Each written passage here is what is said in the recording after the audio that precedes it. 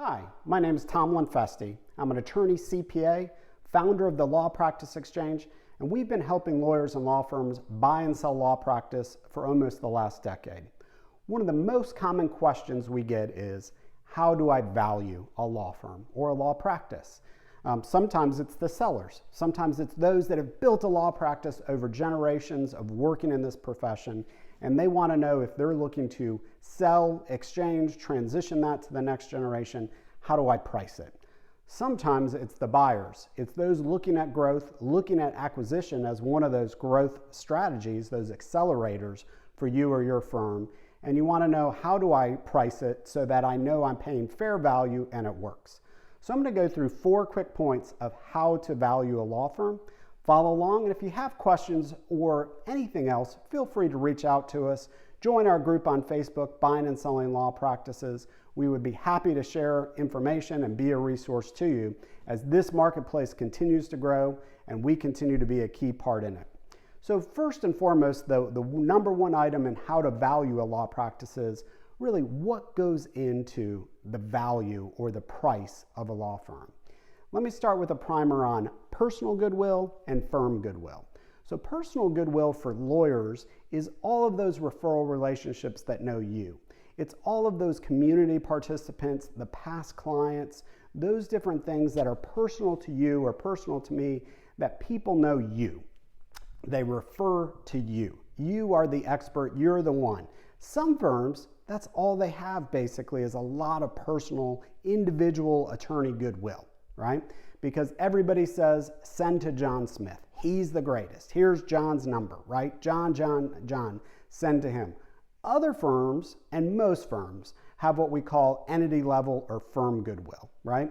So compared to personal goodwill, this entity goodwill is your website, it's the firm's brand, it's the firm's kind of notoriety within the community or other attorneys or otherwise, and they say, John Smith is great, go to the Smith Law Firm, they'll take care of you. He's got a great team, everything else. Smith Law Firm, 919, give you the number, and then they go. That is what we call entity goodwill. It's also the systems, it's also the team, it's also the marketing platform, everything else that's separated over there on the firm side that can be easily transitioned, usually easier than the personal goodwill, is what we would call entity value. Put those components together, personal and the law firm or entity value goodwill, and you get the complete picture of what makes that firm really run.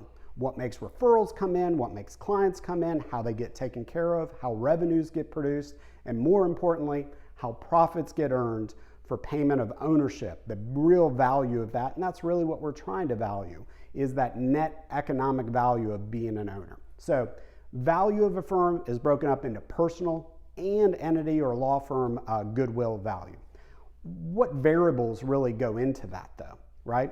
We talked about a little bit of those different things that make up personal and law firm goodwill values, but overall you have to know that the client makeup, the practice areas, the location, right?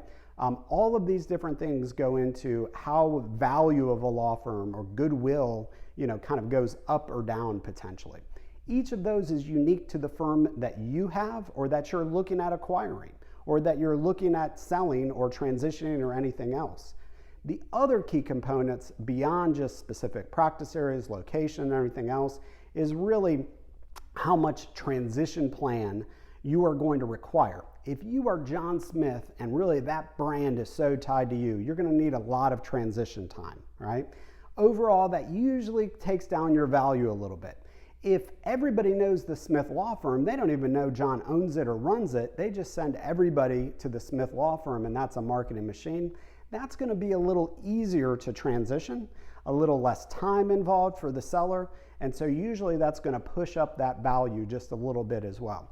So how much personal versus firm-wide goodwill usually is a key component in kind of driving or making up that value. The other part, just to kind of mention, is payment terms have a significant impact on value, right? So when you look at different things and everything else, you might be able to get more value with more flexible payment terms if you're a seller, or payment over a longer period of time or anything else. I know that may sound a little bit different, but in the marketplace, we definitely see payment terms having a direct impact on the value that a buyer is willing to pay a seller. So don't discount that it's just a number and it doesn't matter how it gets paid. Payment terms definitely matter. The other part, of course, is revenues and profits. We are going to look historically back to how great things are on a revenue basis for that firm and from a profitability status. If you don't have the revenues or you don't have the profits, you're definitely going to have less of a value for that. If the revenues and profits are all over the place, no consistency, no certainty that those will continue, there's definitely going to be a drop in value for that. So it is those individual pieces that go into it, but overall that's what makes up value. Number 3, how do you value a law firm? Really, what are the methodologies behind it? And I would tell you there's tons. There's unlimited probably amount of ways that you can go about setting a number to that. But what we've seen in the marketplace and how we approach it, 2 main ways to do it. 1, revenues, 2, profits. When we look at revenues, you're looking at what is the projected going forward after I acquire this firm or I sell this firm, how much of those revenues would stay with a buyer. We're going to transition. We're going to work together to hand off referral relationships and clients and everything else. But really, how much revenues can we project forward? So you have this book of business, of clients, of community partners, everything else. And we're going to look at what we can project going forward, how much will stay with a next generation potential owner. So revenues is one method. The other aspect is really profits. Historically, how has it benefited you as the owner of the firm?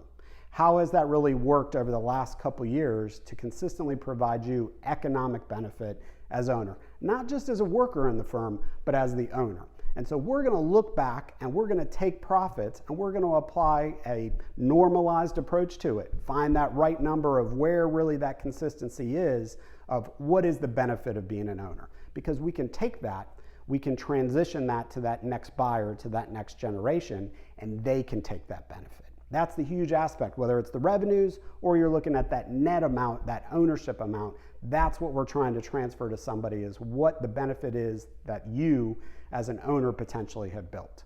So looking at those different components are definitely some of those. The key element though that we get is, we take those approaches, revenues, earnings, and we usually apply a multiple. So everybody, the next logical question is, and this is question 4, what is the multiple? More importantly, what's my multiple? Can you tell me? I'm an estate planning attorney in this market. I do this amount in revenues, this amount in profits. What's my multiple? Well, here's a perfect lawyer response. It truly depends, right? It truly depends, and we would say that over the last decade of doing this, that is the uniqueness. The multiple is the end result of the valuation, not any baseline aspect. We can give you ranges. Revenues, typically when you're looking at law firms, there's a range of 0.7, right, times your top number revenues to maybe 1.1 as a max out of revenues.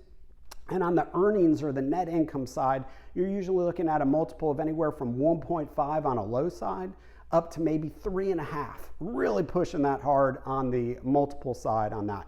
Now, where does your firm land on that? Or where does the firm that you're looking to acquire land on that scale? That's the end result of really going through a valuation analysis, right? That is the uniqueness that is in every business, especially a law firm.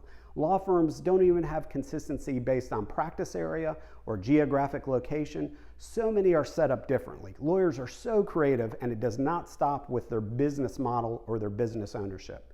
So that uniqueness is the multiple that's determined based on key value drivers. All of those things we talked about in questions 1, 2, and 3 definitely go into finding that result of 4. What is my multiple? I know that's a tough aspect and kind of determination, but hopefully what goes into it helps a little bit into the determination. And if we can be of a resource in any way, let us know. Happy to answer questions, happy to be a resource. We're here to see this marketplace grow. Join us in our Facebook group, contact us on the website. Again, we're happy to provide information, but hopefully it helps you a little bit of kind of looking through what goes into valuing a law firm.